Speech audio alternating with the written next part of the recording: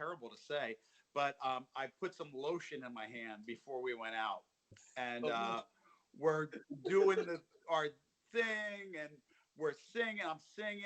We sang like 3 songs, and I still got this lotion in my hand. And I put my hand down my spandex leotard and Oh pretended, no. to like do something, Yeah. and pulled it out. And I went up to this girl right in the front, and I just went right Ah. across her face. Oh, boy. It's disgusting. It's horrible. It's But horrible. she just I was just a fresh young thing when I waved goodbye to everything. Sure was great, so glad to know ya. Lost myself in California.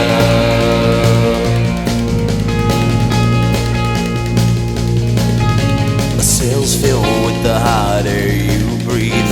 Just another number in your black seas. Can they call home coming up for air? Will I ever find my way back home from here? but she just It was something different than what I thought it was. So a friend of mine drives me to LA and we go to this party.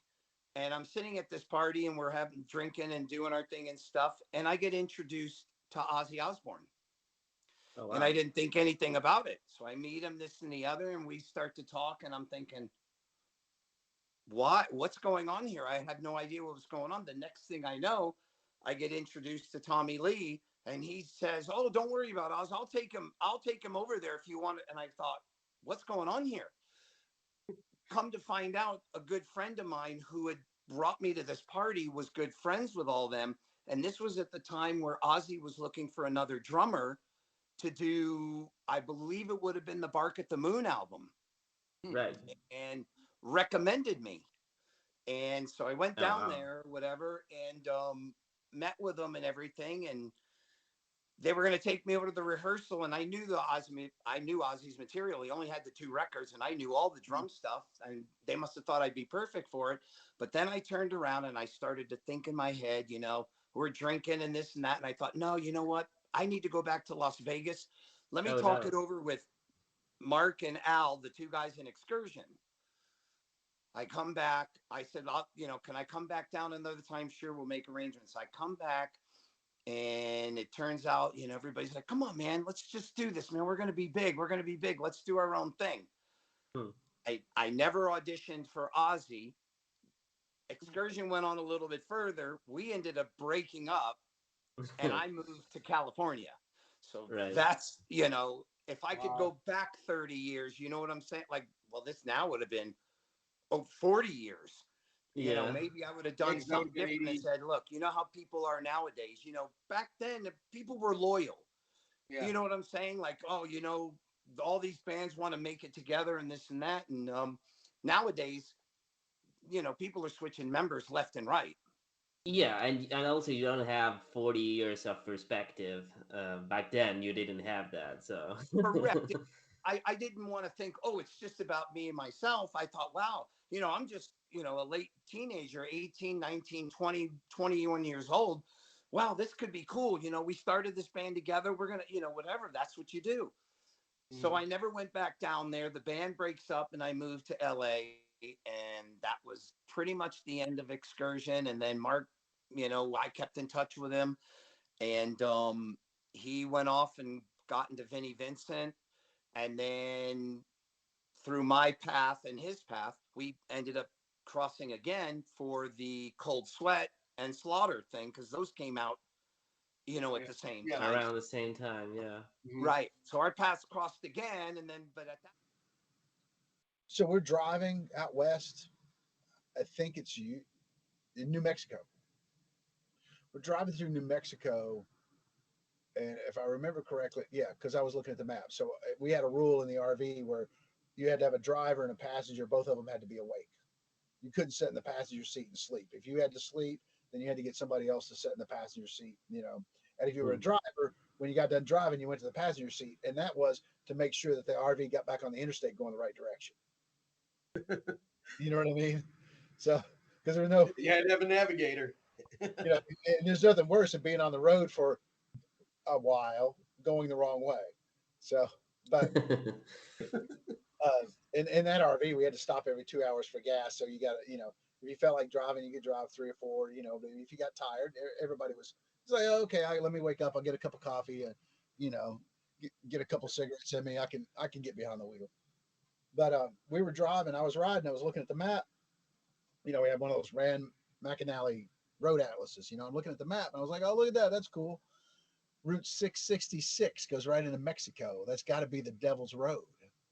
And Steve's like, that's cool. And I was like, yeah, what a great song title, Devil's Road.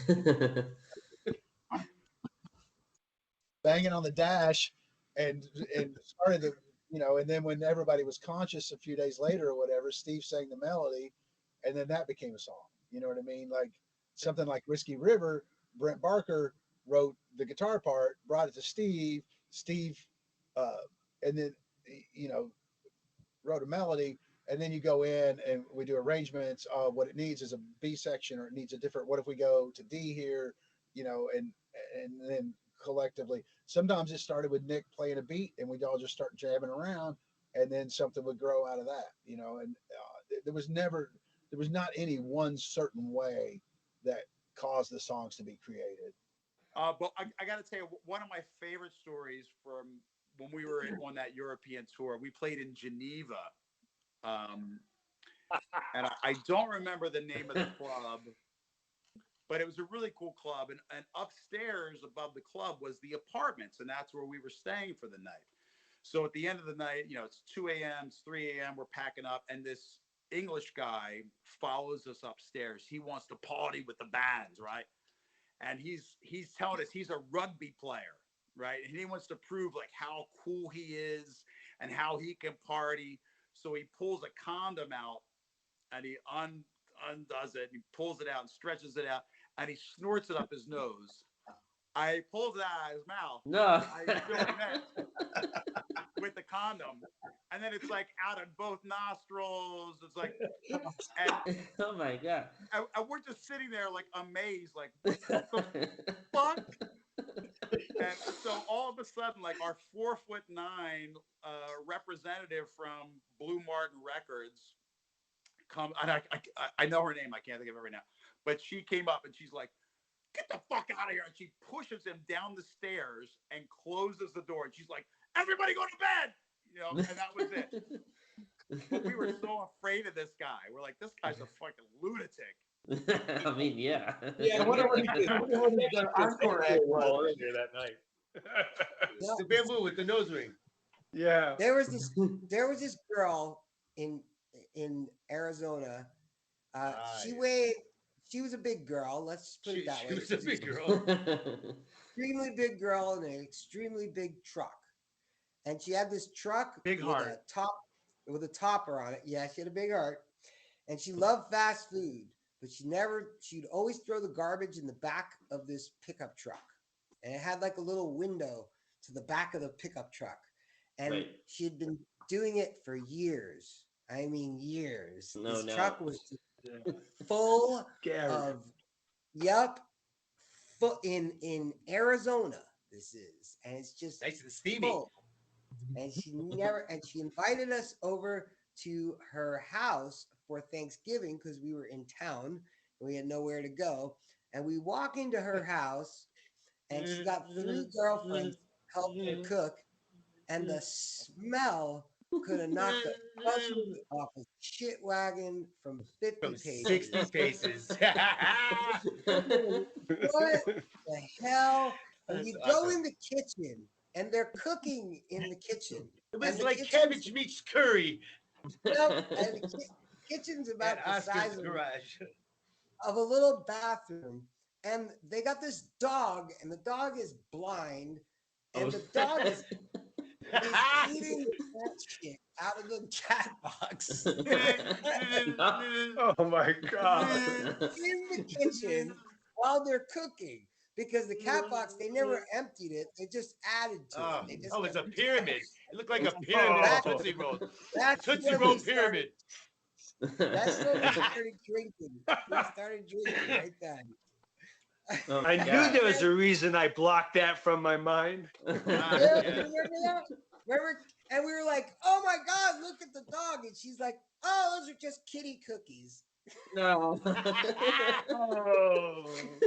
I mean, Max Norman was extremely thorough. I have to tell you that meeting him was one of the joys of my life that I will never forget.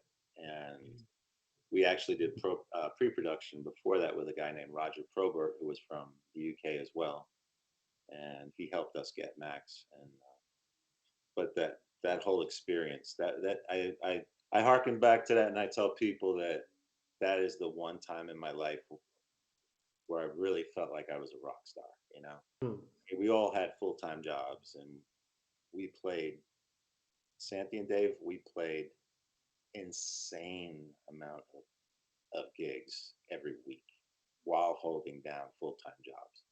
You know, I look at the heads that I have in my scrapbooks, and I'm like, holy cow, this month we played 18 times, and we were all over the place, and we all made it back to work and did what we had to do to pay our bills. But that time we all took a week off from work, and we were at Carriage House Studios in Connecticut with Max Norman and Roger, and I mean, we recorded whenever we wanted during the day, woke up whenever we wanted, stayed up as late as we wanted, you know, and just like the amount of things that he had us doing, the layers to the music. And I remember sitting upstairs because the Carriage House was actually a converted carriage house for horses that they made into the studio. So the studio was on the bottom and the living quarters were on top. So, I mean, we would hear through the floorboards, Chris just doing squeals on his guitar, you know, just like, you know, squealing bends like, you know, just little layers that Max Norman had us doing. So, you know, it was just an amazing time. We were on the third fucking floor. We weren't, but they were across the street. These fucking parties that went down in both of these apartments, man. And I'm sorry, the only thing I compare it to, and I swear to God, I'm not BS, is the Motley movie, man. The first 20 minutes of Motley movie was like, we fucking lived that. Yeah, it was pretty, because we were fucking headlining. Yeah. I mean, we got the start because ours being one of the top 10 bands in LA. I have it on fucking tape. Right. And that's a big fucking award, man. I mean, these are the same stages Eddie's on, Randy's on, all these fuckers that I've read about, but you know, and all this shit. And I'm like, I'm fucking sitting here and I'm looking out at Gazzari's going, this fucking place is sold out. We're getting presented the fucking Star tonight it's an award for being one of the top 10 bands in LA. How in the fuck did we get here? I got two kids up on speakers holding this tarp over here, ready to drop it down. I don't even know who these kids are. You know, these, oh my God. Yeah. You know, I mean, and you want to think they found me one time with a freaking cord around my neck, blue in the goddamn bed. Yeah. Thought I was fucking dead. There was we were having a party over at one of our apartments over off of Yucca Street, which was just, I think, the first block north of Hollywood Boulevard. And yeah, we were having a party and stuff. And, you know, Danny got a little messed up. No, this is what fucking happened. Some girls, I'm being serious. This is what I fucking remember. Right? Some girl stopped over. She was in a net shirt. I just remember that. She had a bottle of fucking vodka. We got hammered. I never laid a hand on this fucking girl. Swear to God, because honestly, I'd rather get drunk. Yeah, I know. Yeah. I mean, you know me, bro. You lived with me for 3 fucking years. I was not that fucking guy. I know. You know, fuck. Let's get drunk and party. Fuck it. Right. Fuck the rest of this shit. Let's see if I can pass out first. Right. Anyway, and he did. And sometimes, but anyways, I remember being in the jacuzzi with her, just getting hammered. Then these guys all come home. And then I guess they you found me. I was out. You tell me.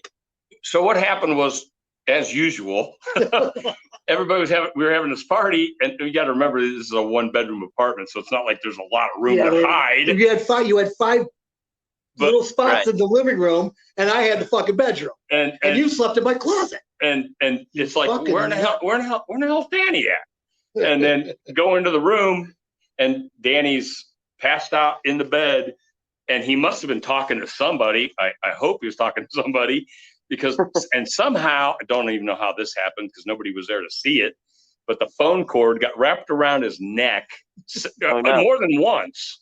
It was like 3 times it was wrapped around his neck, and he was passed out, and he was pretty much blue. I mean, he was blue. I don't remember any of that shit. And we were like, oh my gosh, now we got to find another guitar player. You know? But no, it was What a fucking dick thing to say, right? I'm laying there fucking in bed. They think I'm literally, they think I'm dead. They think Danny Kane's finally fucking wiped himself up. And then first thing they see is, fuck, we gotta find a new guitar player. And what the that's what the fuck? And we basically took the phone and and it was beeping, beep beep beep beep beep like a phone does or did back then, and because there was no internet, nobody had cell phones. CDs weren't even out yet. Yeah, CDs weren't even out yet. So we unwrapped the phone cord from around his neck, and then all of a sudden he just took a big deep breath. He just and we're like, oh my god, he's fucking alive, man. And it was like, holy shit, he's alive. Kids, don't do that at home. No, do it right from the album. There's at one point you guys thank the Beverly Hills PD. He says for letting Spot go. So what's the story behind that? Really, that's funny. I haven't heard that one in a while. I'll give you the short version. I got busted for a stupid offense, and I ended up in the Beverly Hills jail, and it was really like jaywalking or something. Back in the old days, the strip would empty out at like 1 a.m. when the clubs closed, and there was like 1,000 people in the street just going to their cars and partying in the street every night from Thursday to Sunday. And we kind of dominated that scene. So it was like flyer wars and bands out there hustling and doing their stuff, and it was the absolute heyday. There's like a couple movies about like the decline of Western civilization 2 and 3 and all those. I'm in one of those too a little bit, but those movies, I was like jaywalking or something at the end of the night, and cops go, "You get over here." I go, "No," and I ran and stuff. And me and Doug, I think it was Doug and I, and I was hammered, and it was the end of the night, and so I go, "Okay, whatever." It was a lady cop, one of them. So I go, "Okay, right." She was cute. And what are they going to do? I'm just jaywalking. So I said something snappy or smacked her on the butt or something. And so they just cuffed me and they said, "You're going to jail," And so they took me to jail, and it was so bitching. It was like I was the only one in there. And it was like a super clean, my own giant cell. And so I started singing, right? And I'm singing. I was taking requests. I go, "What do you guys want to hear?" And that lady cop was still in there. She goes, "Journey." So I started singing some Journey songs. "Oh, here I am," and all this stuff. And then I was doing any request they wanted. About 20 minutes later, they come and they said, "You're free to go." So that was kind of it. I got it. I'd like to think it was because of my serenading the cop, but did you get her number at least?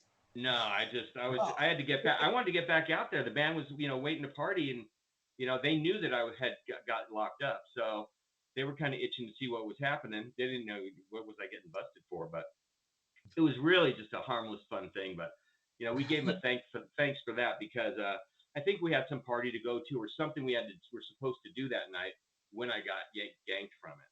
So it was just it was really a fun episode. I mean, I'm sure it's a lot nicer than most people's cops get arrested stories. I got worse ones than that, but that was a really fun night. That's why we thanked them. Yeah, they were nice. They didn't have to. They were supposed to keep me overnight.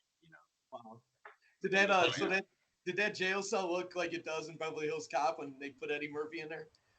I think it did. Yeah, it was just. I think that was probably the jail cell too. It was really nice. It's super clean, and it it looks like some pimped out garage with the enamel coating, and everything looks so nice. I'm like, wow. There was no one in there, and so I was like just singing.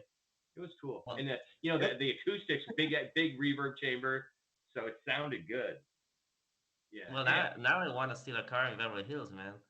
After that story. But that is the truth, though. Honestly, that was a fun night. It could have been a lot different, I guess, but that's how it was. You rocked your way out of jail. Not a lot of people can say that. You literally did. Well, I'd like to think so. Nash had brought in this guy named Al Ross, who claimed to be like Kiss's manager, right? Well, it turned out he really wasn't. And he was just kind of scamming Nash. And then Nash was like, "You know what? I'm going to find the real Bill Aucoin and bring him in." So he did. and he put him up in a hotel, and Bill started working with us, and he was a crazy person. He was, but I brilliant. mean, he's gotta be. Brilliant. There's no way he's not crazy. Yeah. He definitely added some color to our aura. Yeah, I mean, and the first thing he said to us, we met him, we started talking. He's like, all right, Monday we're gonna get together, we're gonna rehearse. Sunday or whatever, we're gonna have like a 7-hour rehearsal, but I want you guys to all be in G strings.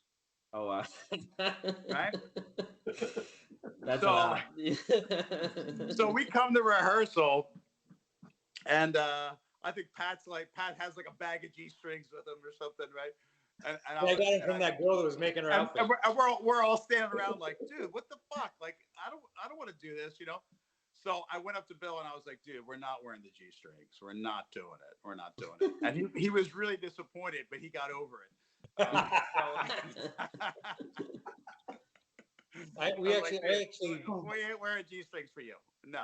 I actually had this costume designer that I met through a different job that I had at that point in time, and I started talking to her one time, and she just started making us outfits, and she just kept throwing outfits at us and stuff like that. So we went through a couple of different renditions of what we wore on stage, just because she just kept making us stuff. we definitely had some crazy outfits. Like, yeah, we did. They were like spandex jumpsuits with all different crazy designs and jackets and fringe. Well, I had that, and then we went to like a leather thing. Yeah. We had like I had a rip away crotch I could pull off, at any time. Oh, you had that pin on top of your thing that said "suck." Right. For ease of access, perfect. But I mean, the spandex by the early '90s, that was already out, right? Like the spandex jumpsuits. Yeah, that's about the time we started to come out of that. Yeah. Yeah, so that was more like 90. I think we were wearing that stuff, and and because Bill at the time, Bill Lapointe, he was like, you guys have to do something crazy, like outrageous, like And I remember Nash being like, we should all dress up like vegetables, like it was just looking for anything that was outrageous so we could get people's attention, So we started wearing these outfits, and people either loved it or they fucking hated it, Being in those places. I mean, we actually met Steve Stevens from Billy Idol, like one of the first gigs that we had at Gazzari's. He happened to show up backstage. This was before Keith, this was when Jason was still in the band. And he was a big idiot, He didn't have the for a little guy, sure was an idiot. I loved him. Well, Jason was like 330 pounds, former football player kind of guy, right? And he was a sweetheart, but his social skills were sometimes not the greatest. And I'll never forget, because Steve Stevens shows up at our show. This is our first show. We're squashed in this dressing room in the back with like 4 other bands, and in walks Steve Stevens from Billy Idol. So we were all kind of like, starstruck, like, oh my God, this guy's here with us right now, like, be cool. And Jason walks up to him with a fucking piece of paper and a pen. And he's like, hi, Mr. Stevens, I'm a big fan of yours. I was just wondering if maybe you could give me an autograph. And we're like, oh my God. Maybe he'd jam with us. Now we're not cool. Right, which he ended up jamming with the other band instead. He didn't jam with us. He did get up and jam with us. It wasn't us. But the funny part of the story is, now Frank, mind you, he's like 6'3", 330 pounds, and Steve Stevens doesn't bust 5'6" in high heel shoes, right? So he's like, and I know was Prince's production manager for 5 years, so I know what it's like working with a small statured man. So anyway, so Frank walks up to him and asks him for his autograph, and Steve Stevens just kind of looks away and blows him off. So Frank asks him again. He says, Mr. Stevens, I'm a real big fan, and can I get your autograph, right? And he doesn't say anything to him again. So then Frank goes, hey, Steve, and he pokes him in the chest. Oh, no. I love it. and he nearly knocked him over. Right? He's like, sign the fucking paper. And he did. He signed it and jammed with the other band. Hey, look, you're backstage at my show, punk. So mad. But while we were there, I mean, we met some incredible people. Like John and I used to hang out all the time with Bill Gazzari. Right? Bill used to sit on the fire escape on the side of his building with his partner Russell. And Russell was this Asian guy with a one cock eye, and you never knew if he was looking at you or not. He was super cool. And we used to sit there with Bill, and we'd actually talk to him. And Bill shared a lot of stories with John and I. He actually took a really good liking to John. John has always had that talent of very personable kind of person. Easy to get along with, and very easy to speak to. He gets like a maniac when he gets mad and breaks up furniture and shit. But you know, everyone Tom knows this, but you know, just John is a very personable person, and he used to talk with Bill a lot. And Bill would tell us just some of the things that used to happen, and you know, back in the day, and blah blah blah blah blah. It was really. It was really cool. So you guys are a bunch of foxy guys over there. Yeah. Oh yeah. You gotta remember, if you ain't paying $800 for the center seat, and there ain't underage girls in the dressing room, you ain't getting guitar. You see these girls? They're dumber than you. That's why I need 320-year-olds. That's why I got 320-year-olds, because I'm 60. You know what I mean? You gotta spread it around there. You got the foxy guys. You guys want that 10 o'clock slot? You're gonna have to give me $2,000 at sound check. That's otherwise, kaput with you. You won't even be playing the FM station. Ah, yes, in the garden. And we went to this guy named Rob Cavallo. Look him up. He's a legend, and we go in with our demo, me and my guitar player. We're hyped. We think he's going to be stoked on us, right? We're selling out. We're on fire. He puts our demo in.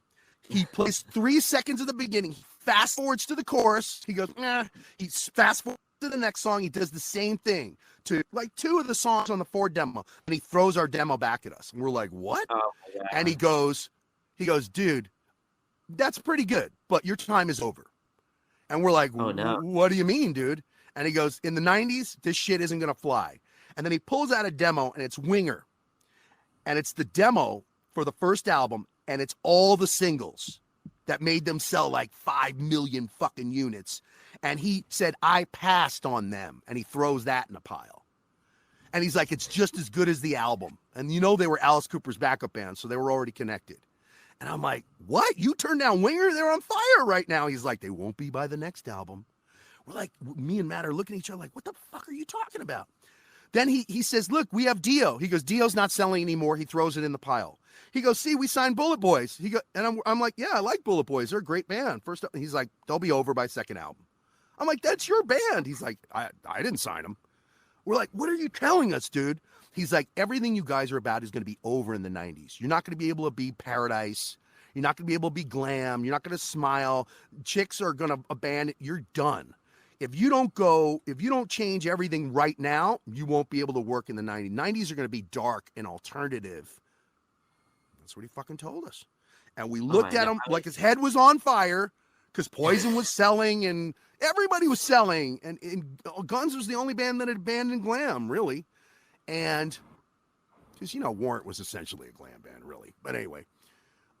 We were shocked. So this was only a few months before the labels told us what I told you, which is we'll give you $250,000 in one album and we'll see how it goes, or change everything, just like Rob Cavallo had said, and try to get ready for the 90s.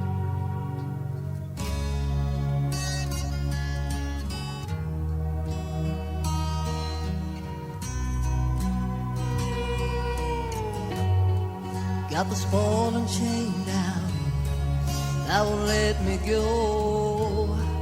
I could feel the tension getting out of control. got a silver lining around the clouds above. Oh, it looks like rain again. And I got this inspiration that I get every breath I take. I can feel it grow again.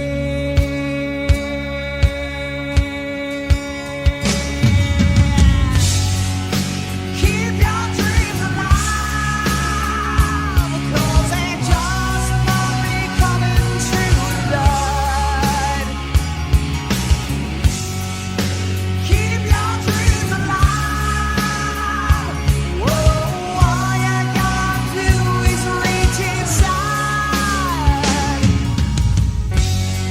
Like a broken rainbow hidden from the sky, you could take a beating but never swallow your pride.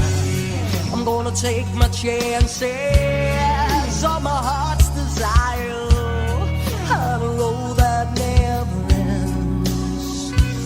And I got this sweet sensation that I get every step I take. You can hear me come again. You can hear me come, you can hear me come. Keep your dreams alive, 'cause they just might be coming true tonight. Keep your dreams alive. Whoa, all you gotta do is reach inside. Keep your dreams alive, 'cause they just might be coming true.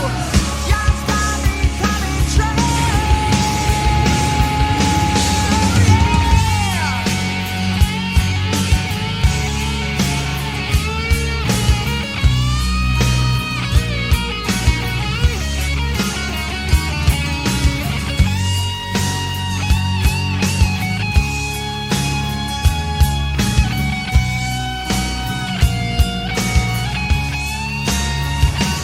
And I got this inspiration that I every breath I take, I can feel it grow again.